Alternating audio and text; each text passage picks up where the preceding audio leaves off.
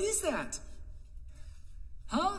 Come 7, 8 o'clock at night, almost guaranteed on the dot, we would start hearing cricket sounds. And there'd be a ton of them out there. They just come out at night and they start doing their thing, and they're all over the stage.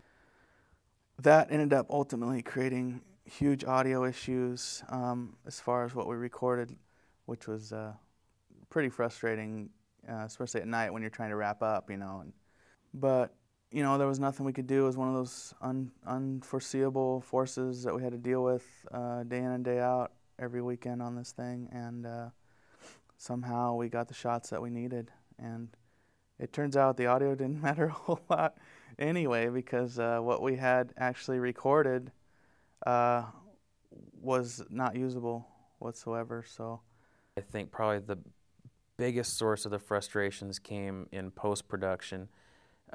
We were on a tight schedule, partly so that we could make certain festival deadlines and film markets and things like that. And when we finished shooting, Robert Perez and I were the editors, and we were digitizing and editing just around the clock. We were basically going in shifts so that the computers were constantly running, and we worked our tails off, and I feel like we did a really good job, really efficient job.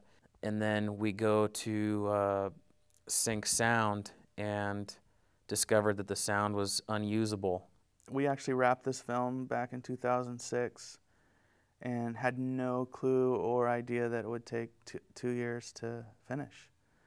We had a good cut, rough cut done in a couple weeks, and we were all set to go for our deadlines picture-wise, and then nothing but audio problems. We had nothing but audio trouble. It turns out everything was recorded wrong on set, and it just wasn't usable. It just wasn't the quality that we expected. That was probably one of the most frustrating things I've ever been through, having worked my butt off for months and then feeling like we were dead in the water, feeling like I don't know if this film's ever going to get finished now. It took a good year to get the sound where it needed to be, and the way we did that was basically re-recording every single sound in the film. So that was a massive challenge, but I think just our tenacity and everything, is what paid off, just feeling like, hey, we've done all this work already, we're finishing the job we started. And so we got it done and we pushed through, but man, it was just really disheartening, really frustrating and upsetting. This film is one of the first few films to utilize the technology known as AG3D. Basically, it's an enhancement to the audio, and it's a crisper, cleaner audio. And being that we recorded it in a sound studio, and we had to add reverb and stuff to simulate being in a bomb shelter, it really gave us more of a movie feel to it. And it's a new technology, and this film did a lot of firsts in new technology. Even though we had a lot of technological problems, we did shoot it all on HDV through a film lens, which was unheard of for a lot of films, especially feature-length dramas.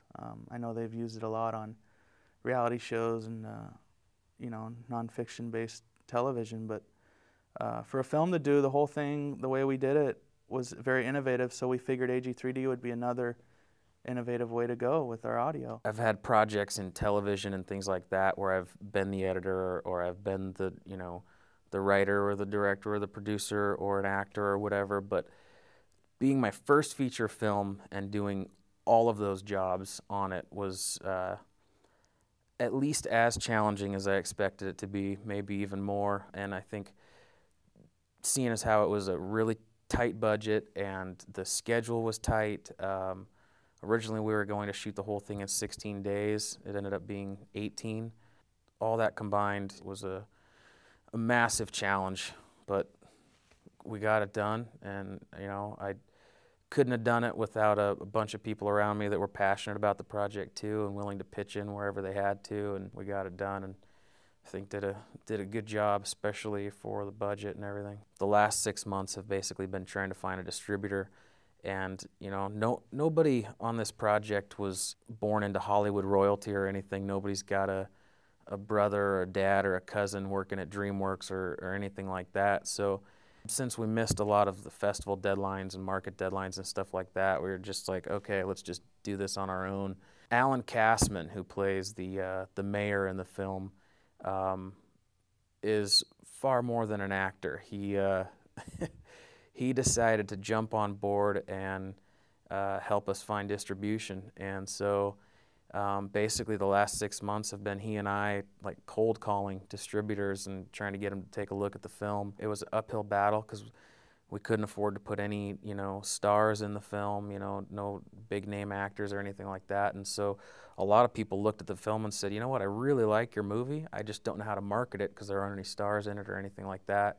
And we just kept pushing, and it's a really timely subject matter with all the natural disasters and war and things like that in the world. And finally we found somebody that that was excited about it and excited enough to actually sign on and get the film out there. So we'd probably still be working on it if it weren't for Alan, though. He was a massive trooper. He's an interesting guy, a little bit of a maverick, the kind of guy that kind of gets off on bucking the system. I think he really got a kick out of the process. So him being tenacious in that way too, and everything was why this DVD is on shelves now and all that. We got through it. We powered through it.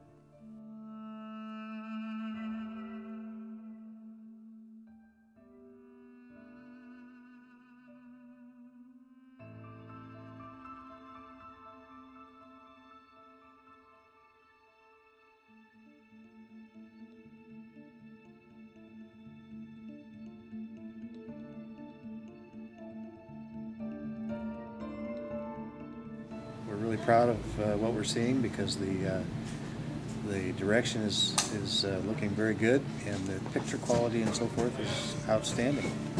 So it's really been a great experience for us. I think it's just fabulous, Chris, to see your written words, your script be transformed onto film. And I think that you are brilliant. I am proud of you. I am amazed at the way you can act and just do so many things at the same time. And I see that people look to you and respect you. I want to tell you how much I love you. I'm just so proud of you. It's been really interesting for the crew to kind of, join together and get through the obstacle.